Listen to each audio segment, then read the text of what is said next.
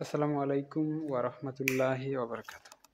আজকে আমরা ব্যবসায় যোগাযোগ ও প্রতিবেদন লেখন অর্থাৎ বিজনেস কমিউনিকেশনের সাজেশন দেব। এটা হিসাব বিজ্ঞান বিভাগ ২য় বর্ষের জন্য প্রযোজ্য এবং সকল বিভাগের জন্যই প্রযোজ্য। আপনারা এই সাবজেক্টের কমপ্লিট সাজেশন পেয়ে যাবেন। এ পার্টের কিছু প্রশ্ন পাবেন, সেই সাথে বি এবং সি পার্টের প্রশ্ন পেয়ে যাবেন। স্পেসিফিক কিছু প্রশ্ন দাগিয়ে দেওয়া হয়ে যাবে।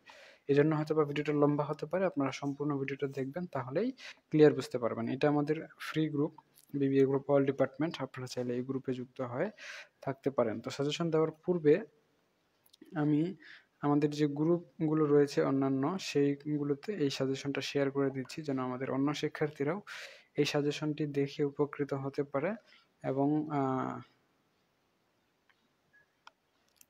তারাও গুছিয়ে প্রস্তুতি নিতে পারে। আর আপনারা যদি আপনাদের অঙ্ক সাবজেক্টগুলো আমাদের কাছে পড়তে চান অনলাইনে প্রাইভেট ব্যাচ এর মাধ্যমে, তাহলে আমাদের অনলাইন প্রাইভেট ব্যাচ যুক্ত হতে পারেন। একদমই নামমাত্র ফি দিয়ে প্রথম থেকে শেষ পর্যন্ত সুন্দর করে গুছিয়ে প্রস্তুতি নেওয়া দেওয়া হবে, যেন আপনারা সুন্দর করে গুছিয়ে প্রস্তুতি নিতে পারেন। এই সাজেশনটা সকল বিভাগের জন্য প্রযোজ্য, সবার জন্য সেম টু সেম। শুধু ক বিভাগের প্রশ্নগুলো আমি হিসেব বিজ্ঞানের বই থেকে দিয়ে দিচ্ছি। তবে এই সাজেশনটা যে কোনো বিভাগ আপনারা ফলো করতে পারবেন, কোনো সমস্যা হবে না। চলুন তাহলে শুরু করা যাক। তো আমি কিছু প্রশ্ন দিয়ে দিব বি পার্ট এবং সি পার্টের জন্য। তার আগে এ পার্টের জন্য কিছু প্রশ্ন দিচ্ছি। যে প্রশ্নগুলো আপনাদের জন্য গুরুত্বপূর্ণ সেগুলো হচ্ছে হোয়াট ইজ কমিউনিকেশন, মুখস্থ করতে হবে এগুলো। তারপরে এখানে ৭ নম্বর প্রশ্নটা, মানে যেগুলোতে স্টার দিয়েছি সেগুলো আপনাদের জন্য গুরুত্বপূর্ণ। এরপরে হচ্ছে ১৪ নম্বরটা, ১৮ নম্বরটা। প্রথম অধ্যায় থেকে এই কয়েকটা প্রশ্নই আপনারা সুন্দর করে গুছিয়ে প্রস্তুতি নেবেন। এরপরে দ্বিতীয় অধ্যায় থেকে ৩ নাম্বার, ৪ নাম্বার, ৭ নাম্বার, ১৪ নাম্বার এবং ১৫ নাম্বার আপনাদের জন্য গুরুত্বপূর্ণ। আপনারা এগুলো সুন্দর করে গুছিয়ে প্রস্তুতি নেবেন, মানে মুখস্থ করবেন। এরপরে তৃতীয় অধ্যায়ে ৩টা প্রশ্ন, এখানে ৩ নাম্বার, ৯ নাম্বার এবং ১৫ নাম্বার প্রশ্ন।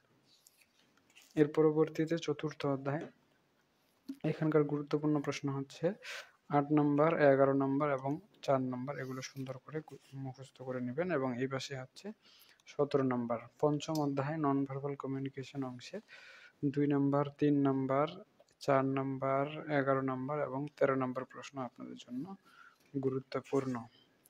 পরবর্তীতে ১৪ নাম্বার এবং ১৬ নাম্বার প্রশ্ন আপনাদের জন্য গুরুত্বপূর্ণ। ষষ্ঠ অধ্যায়ের জন্য হচ্ছে ৩, ৭ এবং ১০ নাম্বার আপনাদের জন্য গুরুত্বপূর্ণ। এর পরবর্তীতে সপ্তম অধ্যায়, এখানে গুরুত্বপূর্ণ প্রশ্ন হচ্ছে ৪, ১৪, ১৭, ৯, ১১ এবং ২০। এই কয়েকটা প্রশ্ন মুখস্থ করে নেবেন, তাহলেই হয়ে যাবে।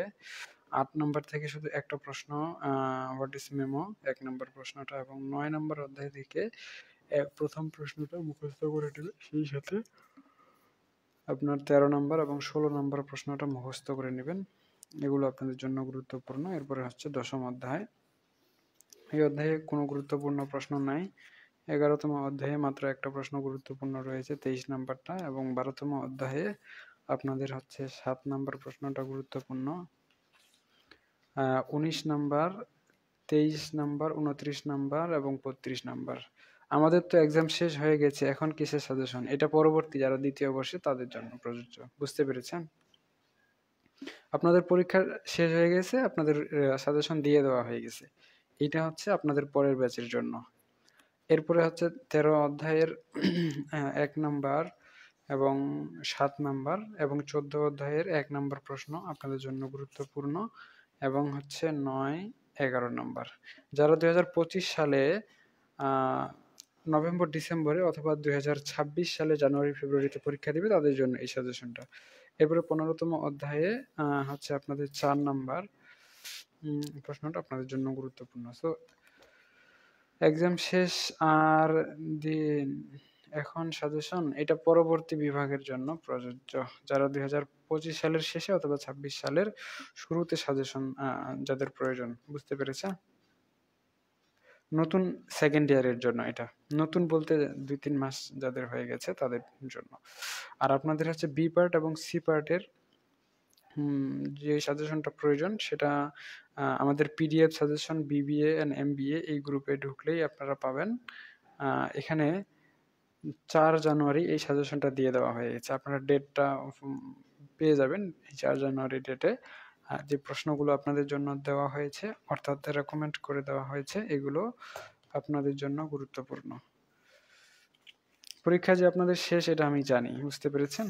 আর আপনাদের সাজেশন 4-5 দিন আগেই দিয়ে দেওয়া হয়েছে একবার। এইটা হচ্ছে নতুন শিক্ষার্থীদের জন্য প্রযোজ্য। ঠিক আছে? এখন এখানে এই যে প্রশ্নগুলো দেখছেন এগুলো আপনাদের জন্য গুরুত্বপূর্ণ। এখানে খুব বেশি প্রশ্ন দেওয়া হয়নি, একই রকম অনেকগুলো কোশ্চেন হইতে পারে। মোট মাত্র কয়েকটা প্রশ্ন দেওয়া হয়েছে যেগুলো আপনাদের জন্য গুরুত্বপূর্ণ, বাকি যে প্রশ্নগুলো স্কিপ করা হয়েছে।